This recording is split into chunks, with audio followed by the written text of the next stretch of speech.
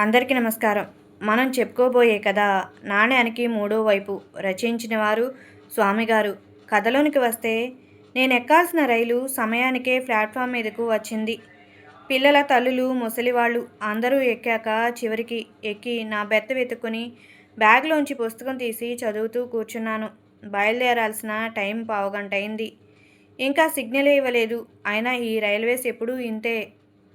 అసలు రైల్వే మినిస్టర్ని అనాలి. ప్రతి పనికిమాలిన వాడు మినిస్టరే. విసుక్కున్నాడు నా ఎదురుగా కూర్చున్న వ్యక్తి. మీరు బండి మీద బయలుదేరి 10 కిలోమీటర్ల దూరంలో ఉన్న ఇంటికి టైంకి వచ్చేస్తున్నారా ఏం? మీ ఒక్కరి టైమే మీ చేతుల్లో లేదు. ఇంకా ఇంత పెద్ద వ్యవస్థ. ఏదో పావుగంట లేటైనందుకే రైల్వే మినిస్టర్ దగ్గర నుంచి గ్యాంగ్మెన్ వరకు అందరినీ ఏకేయాలా? పిల్లల చేతికి బిస్కెట్ ఇస్తూ అంది అతడి భార్యామణి. సర్లే, ఏదో మీ నాన్న రైల్వేలో చేసి రిటైర్ అయ్యాడు కదా అని రైల్వే మీద ఈగని కూడా వాలనివ్వవా ఏం? ఎకశక్యంగా అంటూ నా వైపు చూసి నవ్వాడు. అయినా మీకు చెప్పాలనుకోవటం నాదే బుద్ధి తక్కువ, అంది పిల్లలకి మంచినీళ్ళు ఇస్తూ ఆమె. చిరునవ్వు నవ్వి మళ్ళీ పుస్తకంలో తలదూర్చాను. నా చిరునవ్వుకి ప్రతిస్పందిస్తూ, సార్, నా పేరు చక్రవర్తి, సాఫ్ట్వేర్ ఇంజనీర్ని. మీరు? అన్నాడు నా వైపు తిరిగి. ఓ, నా పేరు విశ్వం, లెక్చరర్, అన్నాను కుడి చేతిని ముందుకు చాపి. మీది లోయర్ బెర్తా? అన్నాడు సమాధానం కోసం ఆశగా చూస్తూ. కాదు, అప్పర్ బెర్త్. ఏం? అన్నాను. ఏం లేదు, ఇద్దరు చిన్నపిల్లలున్నారు. మధ్య బెర్త్ మీద నుంచైతే పడిపోతారేమో. మీది కింద బెర్త్ అయితే మార్చుకుందామని అన్నాడు నిరాశగా. ఇంకా ఇద్దరు లోయర్ బెర్త్ వాళ్ళు రాలేదుగా, వస్తే అడుగుదాం అన్నాను సైడ్ లోయర్ మీద అప్పటికే ఒక దివ్యాంగుడు ఉండటంతో. అయినా ఎవరండి ఈ రోజుల్లో ఎదుటి వ్యక్తికి సహాయపడేది? కాలం మారిపోయిందండి. మనుషుల్లో స్వార్థం పెరిగిపోయింది. ప్రతి వ్యక్తి చిన్ని నా పొట్టకు శ్రీరామ రక్ష అనుకునేవాడే. ఏమంటారు? అన్నాడు చక్రవర్తి నిట్టూరుస్తూ. కావచ్చు అన్నాను, ఇంత చిన్న విషయానికి అంత పెద్ద తీర్మానం చేసిన అతని మనస్తత్వాన్ని చదవటానికి ప్రయత్నిస్తూ. కావచ్చని మెల్లగా అంటారేంటండి? ఇది 16 అణాల నగ్న సత్యం, అన్నాడు చక్రవర్తి. నాకింకేమనాలో అర్థం కాక అలాగని మౌనంగా ఉంటే ఇంకేమంటాడో అని ఆలోచిస్తూ ఉండగానే ఇద్దరు ముసలి దంపతులు రానే వచ్చారు, చక్రవర్తి ఆశల మీద నీళ్లు చల్లుతూ. నాకు అర్థమైంది వాళ్ళిద్దరిది లోయర్ బెర్త్లే అని. ఎక్కగానే పడుకున్నారిద్దరు. మెల్లగా రైలు బయలుదేరింది. మళ్ళీ నేను పుస్తకం తెరవగానే, ఏం పుస్తకం మీరు చదివేది? అన్నాడు చక్రవర్తి. అతడి భార్యా పిల్లలు కూడా పడుకుని నిద్రపోయారు. కర్మ సన్యాసం యోగం అన్నాను. ఓ, భగవద్గీత. దాన్ని మించినదేదీ లేదండి. జీవితంలో ప్రతి సమస్యకు పరిష్కారం చూపిస్తుంది అన్నాడు. వెంటనే అనిపించింది ఇతగాడు కాస్త అర్థం కాని మనిషే అని. ఇంతలో రైలు ఏదో స్టేషన్లో ఆగింది. ఇద్దరు ముసలి దంపతులు 2 పెట్టెలు, 1 మూట, 2 చేతి సంచులతో హడావిడిగా మా బోగీలోకి ఎక్కేశారు. ఆ స్టేషన్లో ఎక్కువసేపు ఆగదనుకుంటాను. వారెక్కగానే రైలు కదిలింది.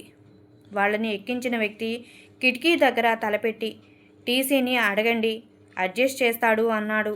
రైలు వేగం పుంజుకోవటంతో చెయ్యూపుతున్న అతడు క్రమంగా కనుమరుగయ్యాడు.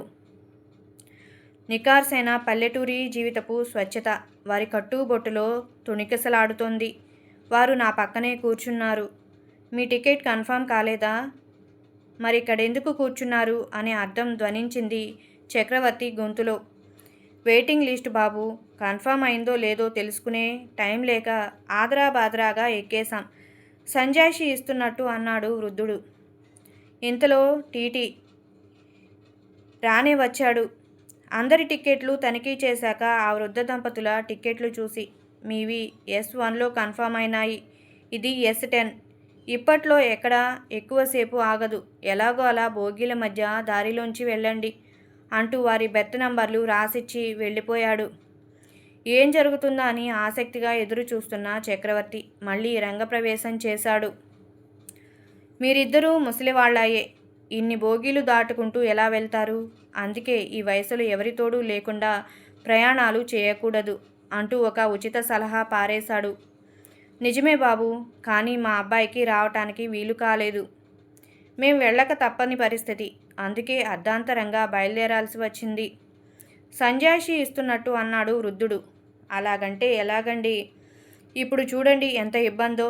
మీకు ఆ లగేజీ కూడా ఎక్కువే ఉంది. ఎంత కష్టం అక్కడి దాకా, అందున కదులుతున్న రైల్లో వెళ్ళటం. వదలటం లేదు చక్రవర్తి. ఏమనాలో తెలియక మౌనంగా ఉండిపోయారిద్దరూ.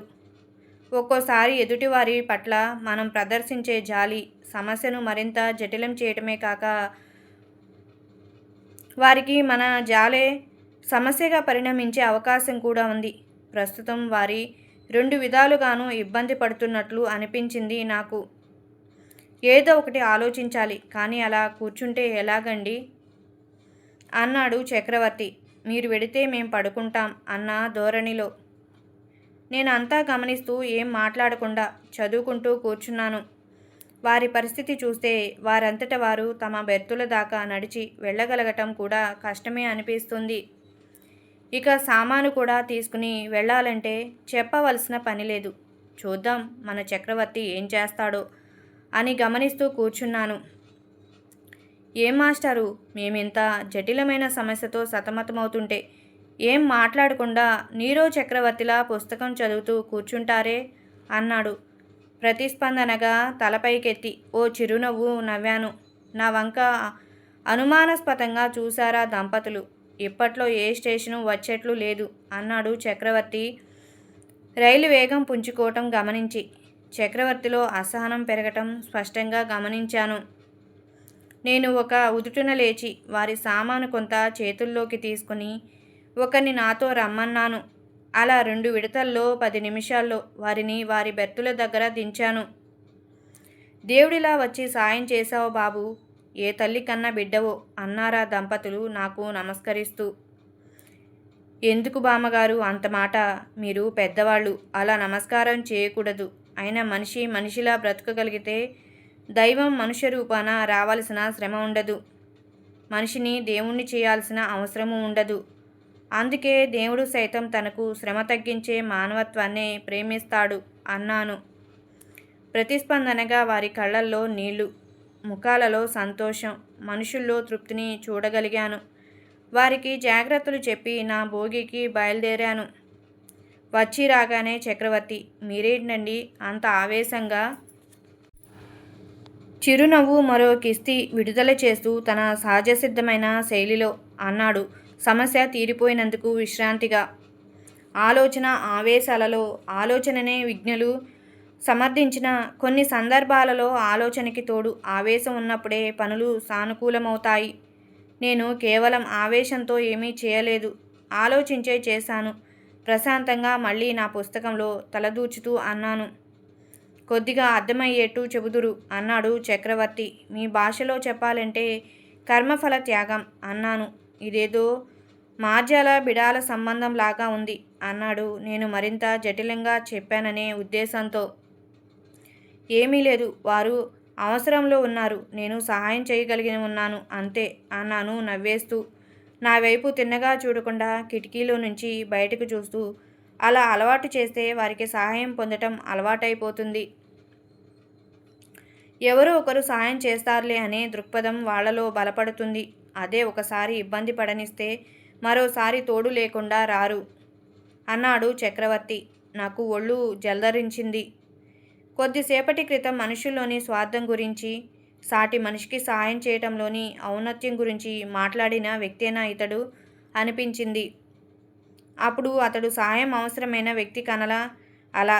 ఇప్పుడు సహాయం చేయాల్సిన స్థితి కనుక ఇలా మాట్లాడటం ఎంత దారుణం. మనుషుల్లో విభాజిత వ్యక్తిత్వాలు, స్ప్లిట్ పర్సనాలిటీస్ ఇలా కూడా ఉంటాయా అనిపించింది. స్వార్థం కంటే అవకాశవాదం ఎంత రాక్షసం. రెండు ఒకేలా అనిపించినా తరిచి చూస్తే స్వార్థం నిప్పైతే అవకాశవాదం నివురు కప్పిన నిప్పు. కేవలం అవసరం ఒక్కటేనా మనిషి జీవితాన్ని శాసించగలిగింది? అంతకు మించి మరేదీ లేదా? నా మస్తిష్కం మొద్దుబారింది. నా ఆలోచనతో ఉద్భవించిన నిశ్శబ్దం అతడిలో సృష్టించిన కలకలం. నా ఆలోచన తప్పంటారా అనే ప్రశ్న రూపంలో బయటకు వచ్చింది.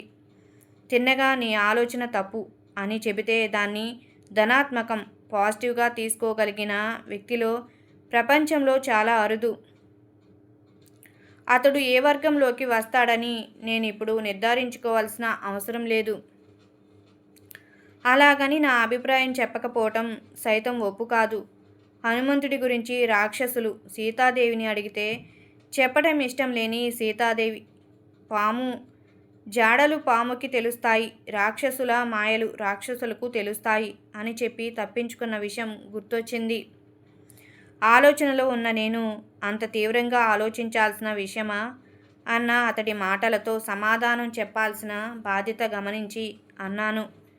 సిద్ధాంతాలు కానీ ఆదర్శాలు కానీ నమ్మి ఆచరించటం బొమ్మ అయితే నమ్మకమే లేకుండా ఉండటం బురుసవుతుంది. కానీ వాటిని కేవలం వల్లిస్తూ అవి తనకు మాత్రం మాలినవి అనుకోవటం ఊహాజనితమైన జీవితం. అది మనని మనం వంచుకోవటం మాత్రమే. అది నాణ్యానికి ఆ వ్యవస్థితమైన మూడో పార్శ్వం. నాణ్యానికి ఆ మూడో వైపు ఉండటం మనిషికి అంత అభిలషణీయము కాదు, సమాజానికి అంత శ్రేయస్కరము కాదు, వ్యక్తిత్వానికి శోభాయమానము కాదు అన్నాను నిశ్చేష్టుడై. ఒకంత ఆలోచించి తల పంకించి మీ ఫోన్ నంబరు ఇవ్వగలరా అన్నాడు. ఆశ్చర్యపోవటం నా వంతైంది. ఎందుకు అన్నాను. నాలోని ఈ తప్పుని తప్పు అని చెప్పకుండా చెప్పి ఒప్పించిన మీ ఔన్నత్యంలో స్నేహం కోసం అన్నాడు. మంచితనాన్ని జోడిస్తే మాటే మంత్రమవుతుందనే విషయం స్వానుభవమైంది.